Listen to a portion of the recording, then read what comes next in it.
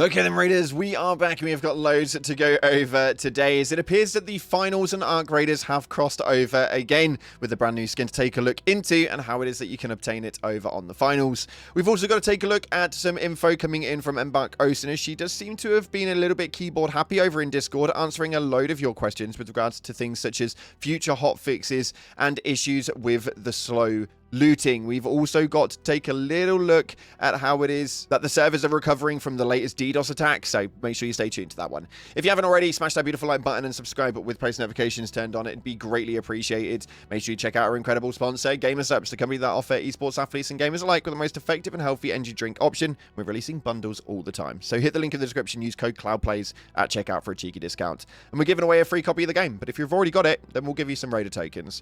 Head down to the comment section and put in any coloured love heart you like, and it'll enter you in. We'll be announcing that one in a few days' time, so make sure you stay tuned to the channel to notice who the winner is. But with that being said, let's dive into the game and see what's happening right now inside of Arc Raiders. So starting off, the Voltage Marauder set is now available in the finals. If you are a fan of that game as well as Arc Raiders, well, you can now cross them over. Just making sure that the accounts are both linked into the Embark IDs, and then you can just simply go ahead and unlock that one as you please. It's actually really, really simple. Not only that, but it's a really cool skin. So I'm glad that they've actually expanded that one over there, and I'm intrigued to see how it is that they do future crossovers with this game, as this is already the second one that we've seen.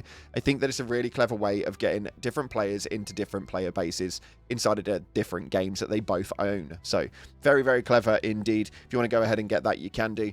For those of you guys on Xbox who remember the hotfix that happened yesterday, unfortunately you guys didn't gain access to it straight away, although late last night it was then officially released and they've rolled it out on Xbox globally. So you should be able to now download that patch update and have the hotfix now working, which means that you can now go into crossplay and play with those PlayStation players and the PC players if you so wish. Obviously crossplay was turned off because the patches were in completely different formations compared to all the other platforms, but yeah, now Xbox is fixed up, you can now join the rest of the gang. On top of that though, talking about hotfixes, a very interesting one, as somebody was asking whether that crafting and purchasing bug reset was ever actually going to get fixed. We've been experiencing it since December, and it's probably been one of the most hair-ripping out issues inside of the game. It is infuriating when you are trying to craft ammo, crafting bandages, and it just resets your timer every single time. I don't know why it's doing it, but clearly neither do they, as the team right now are working on it, as Embark is now officially confirmed, which thank the Lord that it is actually done.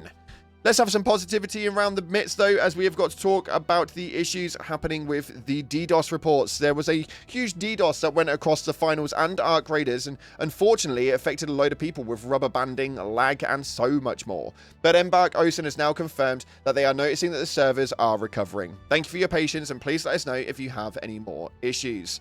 Now, for me personally, they do seem to have dwindled most of yesterday afternoon. I've not experienced any lagging at all, so do let me know in the comments if you are still experiencing these problems, because it's really, really important to make sure that we're vocal about these things to make sure they can keep the game as healthy as they possibly can. Next up, you may well have heard about this issue right here inside of yesterday's hotfix, where the loot appearing was too slow and looting overall was a very, very slow consistency. We have no idea what it was that was going on with it, but there were some fixes that were made, as they've rebalanced the speed in which the first item appears when looting. The looting speed before 1.130 was unintended, so the looting speed that we've been used to for a good little while now was not something that was actually intended beforehand, which is crazy. So everybody's now asking, is the slow looting actually intentional? And Embark has now confirmed that the current speed of looting is actually intended.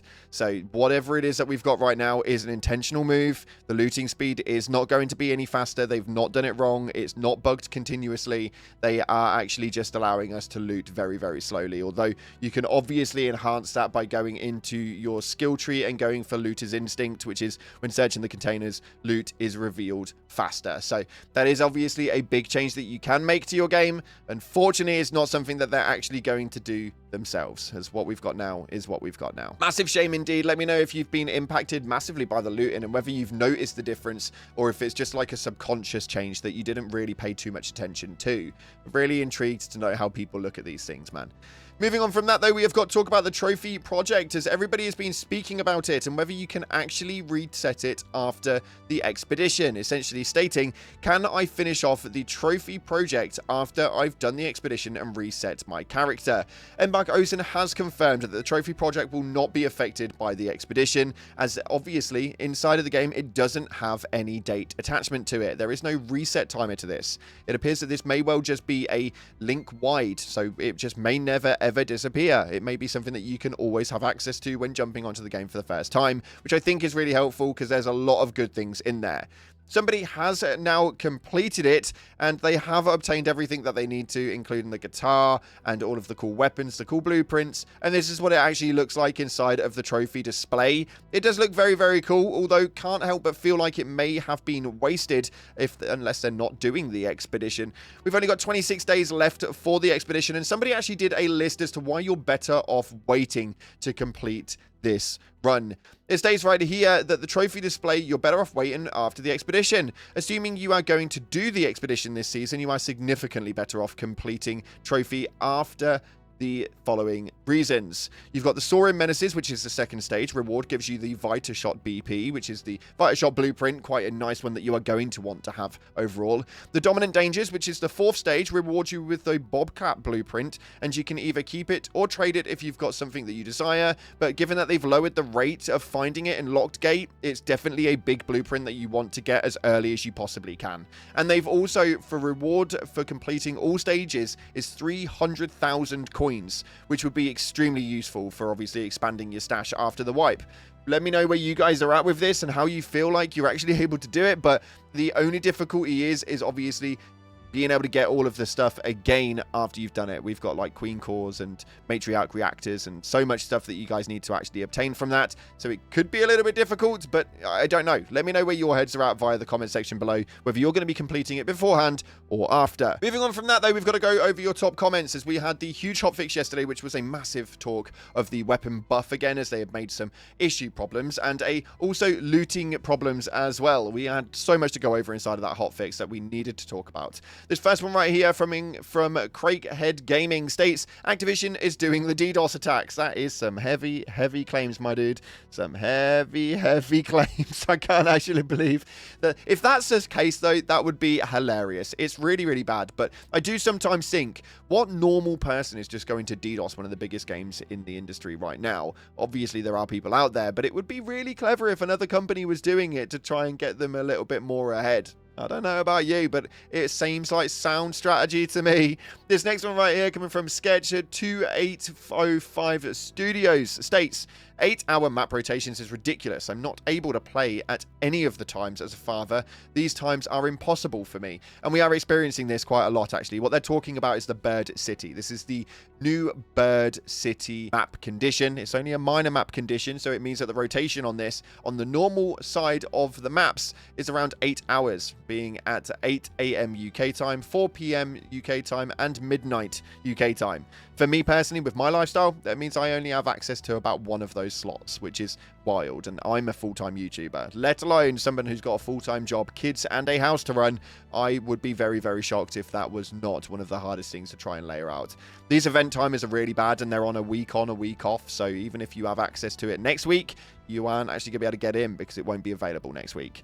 Really strange to me, man. They need to rework that for sure. And this final one right here, coming from Pharaoh XIX, states, I like the fact that we can now join our friends via open lobbies, but I wish people who aren't party leaders could see the map to see what events are on as well. That is actually a very good point. I do think that those who aren't the leaders should really, really be able to just look on the map. They can't obviously impact it, but I think that it would be really helpful if they could look at it. Otherwise, you're kind of like just dependent on someone to communicate to you on what map it is that we're going to and the reason why. It's really, really odd, but I do think it's a small quality of life change that would really go a long way with the player base, at least those in squads and duos.